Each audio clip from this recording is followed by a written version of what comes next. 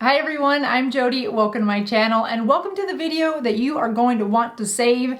If you're in your 50s and you still love wearing makeup and you just want to figure out ways to incorporate some different approaches to the makeup, maybe some beauty hacks so that we're not adding years to our appearance, but at least looking at the best version of ourselves by enhancing our own unique features, then this is a video that I think you're gonna really love. Not only am I gonna cover some of the best makeup hacks, but the last one is a hair hack that you don't wanna miss. So before we get into all of it, make sure you do all the YouTube things, hit subscribe, hit the notification bell, and also comment to this video if you like it, give me your thoughts, as well as hit that like button. So if you're ready, I'm gonna do my makeup with you and walk you through each of these important but easy to incorporate beauty hacks.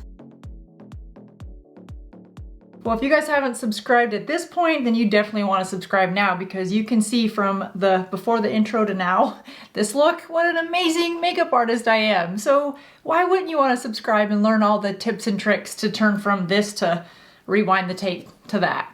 All right, let's just jump right into it because there are some really fun beauty hacks here. Some of them you may have heard of and some of them might be new to you. The first hack, going from 40 to 50 or 50 to 60 or 60 to 70, is to ensure that your skin is hydrated. And how much hydration you need or moisturizer you need in the morning changes throughout the decades. So this is a good chance to check in with yourself, check in with your skin, really evaluate how much has my skin changed from the last time I did this process. For me, when I went into my 40s, there were a lot of resources available to remind you to check in with your skin. You're gonna need hydration. You're gonna need to add some retinol in the evenings.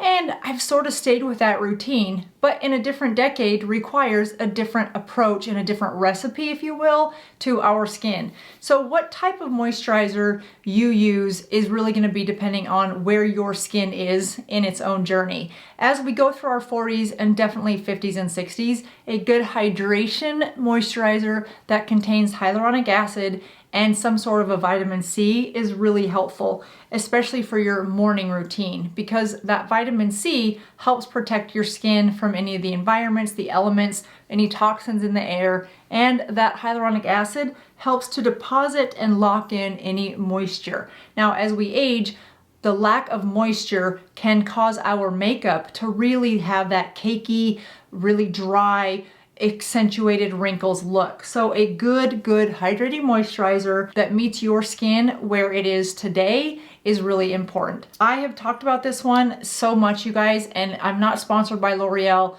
No one's sent this to me. I pay for this. Every time I use it, I buy another one. And I talk about it because it's affordable and it works. And it works on my 53-year-old skin to keep my skin very hydrated throughout the day without looking greasy, nor does it allow my makeup to slip and slide, which was something I was really looking for. So this one is the L'Oreal Collagen Moisture Filler. I'll pin all these products right below in the comments as well as in my description box if you want to know more about them. This is the one that I pick up at Amazon. It's on auto renewal. I just don't like to be without it because it's a great before you start your makeup product. I should probably pause here and say I use a chemical-based sunscreen. So if you use a mineral-based sunscreen, then you'll want to put that on after your moisturizer. So after this step. If you use a chemical-based sunscreen, then you want to put that on before your moisturizer. So picking up in this process, I've already done my sunscreen because I use the La Roche-Posay. Then I put on my moisturizer, and now we'll go into the rest of the makeup routine. Which brings us to step number 2, and that is to use a primer very strategically, again, to the unique needs of your skin. I like to use the Spackle Primer by Laura Geller. It just goes so smoothly into your fine lines and wrinkles. I like to put it right through here where my pores are a little bit more enlarged and smooth those out and let that sit into my skin. It makes a huge difference on the way my makeup wears. I'm out of it right now. It will be here tomorrow, but the video needed to be filmed today. So I'm gonna use my Guerlain Gold 24 Karat. I like to put my primer right where I have a little bit more texture in my skin, which is right through here, a little bit through here, and then a little bit underneath my eyes because I do have wrinkles under there, and I like to use a primer in that area to help smooth and plump that area as well as cover up those pores or at least fill them in a little bit.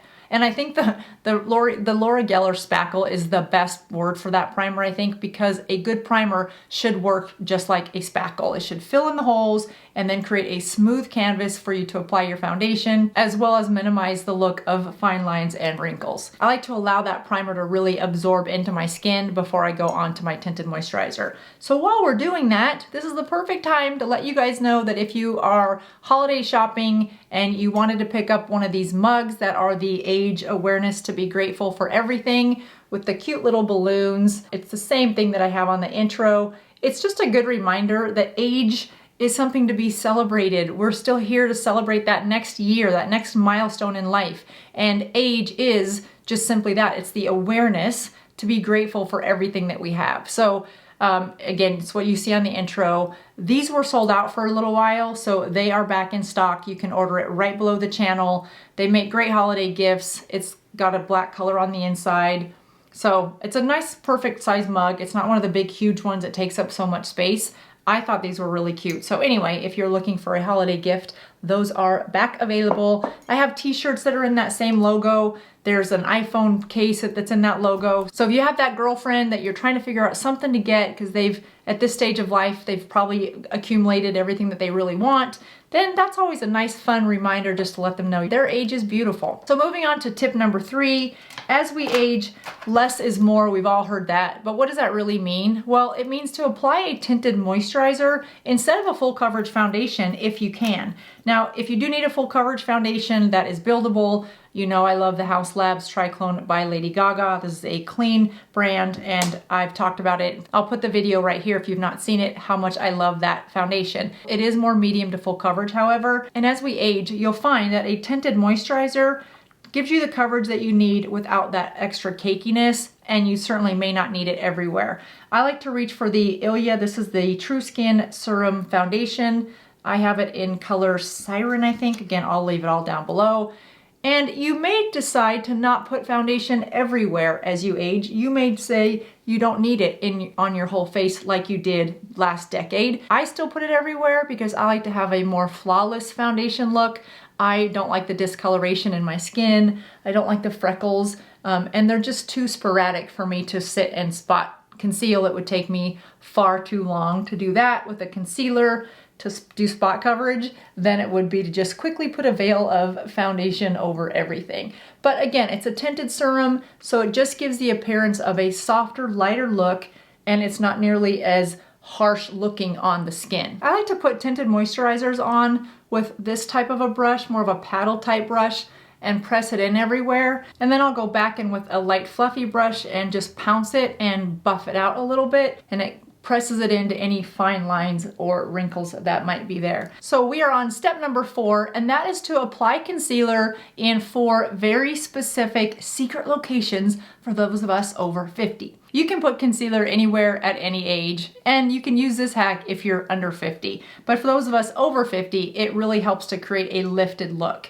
And those 4 places are right in the outer side of the eye, the inner corner of the eye. I know I carry a lot of darkness in that area. Right on the outer corner of the nose in an upward motion, and then on the corners of the lip also in an upward motion. So it should look something like that before you blend it in. I'll just do it on this side so that you can see what the lifting effect is, and I'm just gonna press it in with the warmth of my fingers. I'm gonna carry what's left on my finger underneath my eye to brighten that area. Now, if you've got dark circles under your eyes, you'll wanna reach for a color corrector to help neutralize that color before applying anything to brighten that eye area. And right through here, just give a little bit of a lift, and then right through here. So you can see how that just gives a little subtle lift to the face, but you can't really see why. I wouldn't say it's an optical illusion, but it does bring light to the face in the areas where you want light to hit to help give more of that uplifting appearance. The next hack is to bring back a little bit of warmth to the face. I like to use the Lumi Glotion from L'Oreal. We want to bring back some warmth to the face because the tinted moisturizer that we have just put everywhere has sort of cooled down or monotoned the look of our skin, and no one's skin is just one color. And if you look at children's skin, for example, they've just got lots of contours to the skin, lots of different shades and coloring. So we want to add a little bit of that warmth. I like to put that right through my cheekbones, also in an upward motion. The reason I like the Glotion is because it's a highlight, it's a glow. It's not sparkly, it's not shimmery. You're not gonna have little specks of glowiness all over your face. It just gives a really pretty natural glow to your skin. And it has a little bit of a tint to it, so it gives a little bit of color. You could put this across your forehead if you want. You just want to make sure that you've added a little bit of movement to the face. It's not unlike when you have your hair and you want to add a few layers to it so that it's not just stiff in one place. You want to give some motion. That's sort of the same thing with this. The next hack is one of those ones where you have to really check in with yourself, because we know that we want bigger eyebrows, bushier eyebrows. We want the eyebrows that we had from our youth, our 20s, before we overplucked. However, are we using the right color for the brows, and are we shaping them in a way that's most flattering for our face? First hack is you've got to do something with your brows if they're sparse or they're thin. And in my 40s, I liked to use a darker eyebrow pencil. But darker doesn't always mean better.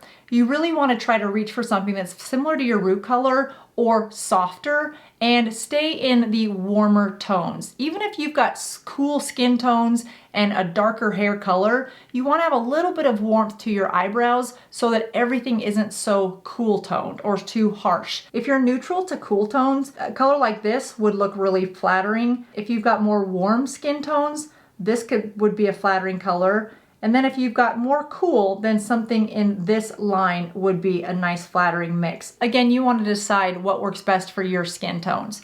For me, I'm going to go in with this light brown, and I'm just using an eyebrow pencil brush that's real stiff and at an angle. Tap off any excess, and then I just want to give some definition to the brow. But part of this hack is to ensure that your brows are not solid. That is a dead giveaway for overfilling, and no one's brows are a solid color. So being able to go in and feather them onto your skin is an easy way to achieve a nice soft look to the brows. Now, just like your hair isn't all one color, your eyebrows aren't either. So have fun with it and mix a couple different colors and start with a lighter color in the center and then work towards darker colors. The thing to keep in mind is that typically as we age, we lose this little bit of a tail to our brows, and shorter brows can also be a telltale sign for age. So you want to make sure that your brows are not only the right color and right tone, you want to also make sure they're the right length. And to do that, it's just a straight measurement of a tool from the inside of your nose all the way up to your eye.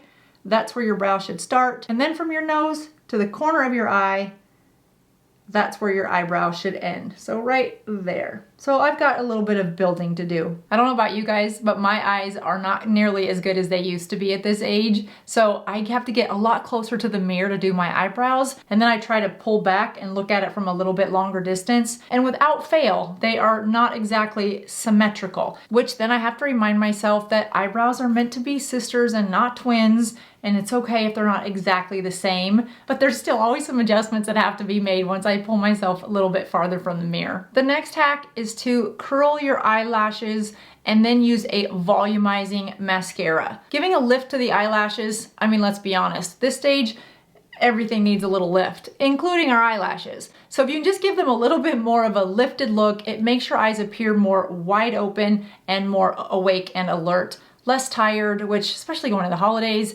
anything that gives me an upper advantage on not looking tired, I'm all for it. And once the eyelashes are lifted, we'll want to use a volumizing mascara.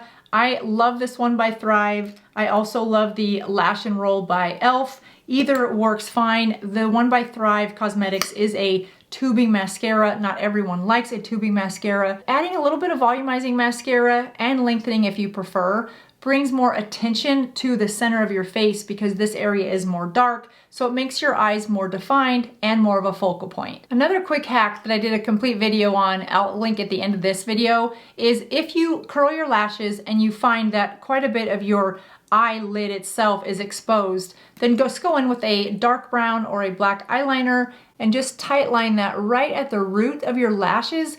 Not only does that give the roots a thicker appearance for longer, more volumized lashes, but it helps to cover up that area on your waterline and make your eyes not appear so overly wide. Moving on to the next hack, as we age, we know how dry our skin can be. So staying away from powder products and leaning in towards more cream products helps your makeup look more flawless, a little bit less patchy, dry, and cakey overall. One of the easiest products to switch from powder to cream is blush. Cream blushes have really made a name for themselves in the beauty space in the last 2 to 3 years. Different colors to different formulas. If you have not explored cream blushes for a while, it's a whole new world.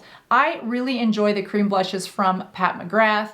There are some that are less expensive. I like hers because of the way they're formulated. They just add a tint of color to the skin and they last all day. You can wear them on top of your foundation, on top of that glotion that we already applied, or you can apply them underneath your foundation and do more of an under sculpting. So they wear well, they're very versatile, and while they're limited in colors, the colors that she does have, I think, are universally flattering. I never remember if it's Peach Lotus or Lotus Peach. Let me adjust my eyes. It is Peach Lotus, and I just go right onto my cheeks. Now, and if you find that you have oily skin, but you like the appearance of a cream blush, just add a little bit of mattifying powder right over the top of this, and you are set. The other hack when it comes to blush is finding a color that is in the same skin tone as yours, warm, neutral, or cool, and then making sure that it's not too dark for your complexion. I like to stop my blush a little bit shy of my hairline and just bring it on the center of the cheek and then up towards the eye, almost to the temple. Placement of the blush is really an individual decision because your face structure is different from person to person. The easiest way to figure out what might work best for you is to stay about 2 fingers away from your hairline and not carry your blush past your hairline, but then also to figure out where your cheekbone is and right about where you start to feel the more skin on your face.